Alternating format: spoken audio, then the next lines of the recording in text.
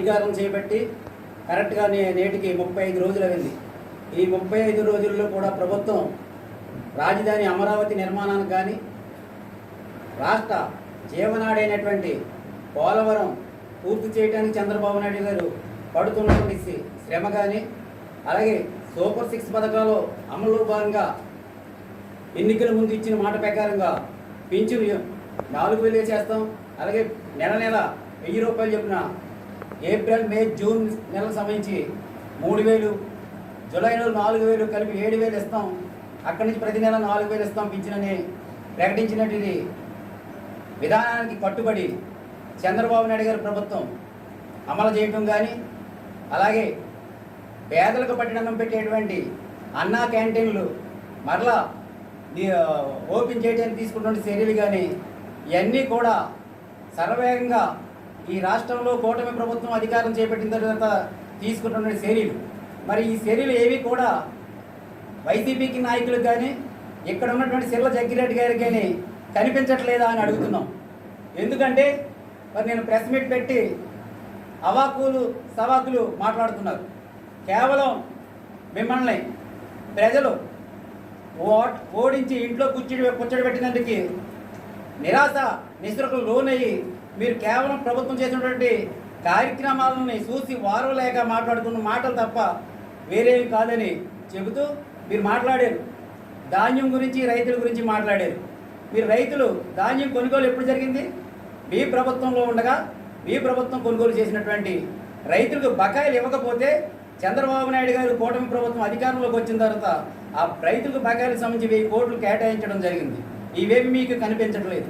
మరలా మీ 5 సంవత్సరాలు కూడా ఈ రాష్ట్రంలో మీరు జగ్గిరెడ్డి గారు ప్రధానంగా కొత్తపేట నియోజకవర్గంలో ఉన్నటువంటి ఇసుక రీచ్లు కావచ్చు, మట్టి బొండి అంతా కూడా రాత్రులు పొరలో తేడా లేకుండా దోచుకున్నటువంటి విధానం ఈ కొత్తపేట నియోజకవర్గ ప్రజలందరికీ తెలుసు.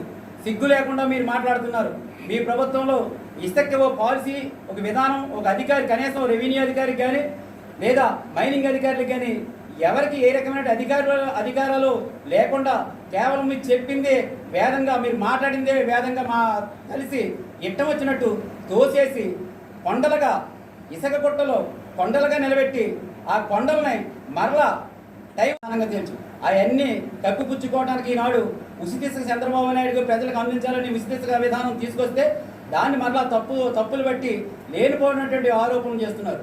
మీ విధానాలు చూస్తుంటే ఇప్పటికీ ప్రజలు మీకు బుద్ధి చెప్పినప్పటికీ మీ ఆలోచన విధానం కానీ మీ తీరు కానీ మారలేదని అనుకోవడానికి ఇది ఒక నిదర్శనంగా మేము భావించవస్తుంది. ఇప్పుడైనా సరే ప్రభుత్వం చేపట్టినటువంటి కార్యక్రమాలు ఏవైతే ఉన్నాయో అన్నీ కూడా ఇచ్చినటువంటి మాట ప్రకారంగా తల్లికి వందనం కావచ్చు, ఆడబిడ్డ నిధి కావచ్చు, అలాగే అన్నా క్యాంటీన్లు కావచ్చు, అన్నీ కూడా ఒకటి కార్యక్రమాలు దశల వారీగా తీసుకొచ్చి అన్ని కార్యక్రమాలు కూడా ఇచ్చిన మాట ప్రకారంగా కూటమి ప్రభుత్వం నెరవేరుస్తుంది. మీరు జగ్గిరెడ్డి గారు వైసీపీ నాయకులు ఇప్పటికైనా సరే మీరు తీరు మార్చుకోకపోతే మీరు శాశ్వతంగా రాజకీయంగా ఇంట్లో కూర్చొని పెడతాకి ప్రజలు ఆలోచన చేయవలసినటువంటి పరిస్థితి ఉంటుంది. ఇప్పటికైనా సరే మీరు ప్రతిపక్షంగా నిర్మాణాత్మకమైనటువంటి సూచనలు చేసి మీ ఉనికిని కాపాడుకుంటే మంచిది. లేదా మీ భవిష్యత్తులో మీరు మరలా ప్రజాస్వామ్యంలో ఉన్నటువంటి ప్రజా జీవనంలో కొనసాగడానికి కూడా అర్హత కోల్పోయే పరిస్థితి ఉంటుందని హెచ్చరిస్తున్నాం. ఇసుక ర్యాంపులో ఇసుక రీచ్లు అయితే ఉన్నాయో స్టాక్ పాయింట్లు అన్నీ కూడా ప్రభుత్వం, వైసీపీ ప్రభుత్వం లేక నిబంధనలు లేకుండా నిబంధన తొంగలోకి దొక్కినటువంటి వైను వైసీపీ ప్రభుత్వాన్ని, వైసీపీ నాయకుడిని సిర్ల జగ్గిరెడ్డి గారిని. తెలుగుదేశం, జనసేన, బీజేపీ కూటమి ప్రభుత్వం అధికారంలోకి వచ్చిన తర్వాత ఉచిత ఇసుక విధానానికి కూడా రూల్స్ రెగ్యులేషన్స్ పెట్టి నిబంధనలు పెట్టి దానికి ఒక లోడింగు ఛార్జీలు ఏవైతే ఉన్నాయో లోడింగ్ ఛార్జీలు అవి కలిపి 249 రూపాయలు పన్నుకు పెట్టి సక్రమంగా అమలు జరుగుతుంది. ఇందులో ఏ రకమైనటువంటి లోటుపాట్లు లేవు. ఎవరైనా సరే ప్రజలు వెహికల్ తీసుకొచ్చేటువంటి సదుపాయం ప్రజలు కలిసి. కాకపోతే ఏంటంటే ఇసుక ఒకేసారి గుంపుగా లారీలు ఎక్కువ రావడం వల్ల కొంత క్యూలో పెట్టి కొంచెం ఒక రోజు 2 రోజులు టైం తీసుకుంటుంది. ఎందుకంటే వరుస క్రమంలో వెళ్ళేటువంటి కార్యక్రమం తప్ప అంతకంటే ఏం కాదు. మీరు మాట్లాడే ముందు జగ్గిరెడ్డి గారు మీ 5 సంవత్సరాలు ఒకసారి వెనక్కి వెళ్ళి చూసుకుంటే మీరు చేసినటువంటి సిగ్గుమాలి పనులు ఇసుక మట్టి బొండు విషయంలో మరి మీకు ప్రజలందరూ గమనించారు. ఇప్పటికి అప్పటికి తేడా ఏంటి కూడా ప్రజలు గమనిస్తున్నారు. అంతా కూడా తెలుగుదేశం, జనసేన, బీజేపీ ప్రభుత్వం నిబంధనల ప్రకారం నడుచుకుంటుంది. భవిష్యత్తులో కూడా నిబంధనల ప్రకారం నడుచుకుంటారు.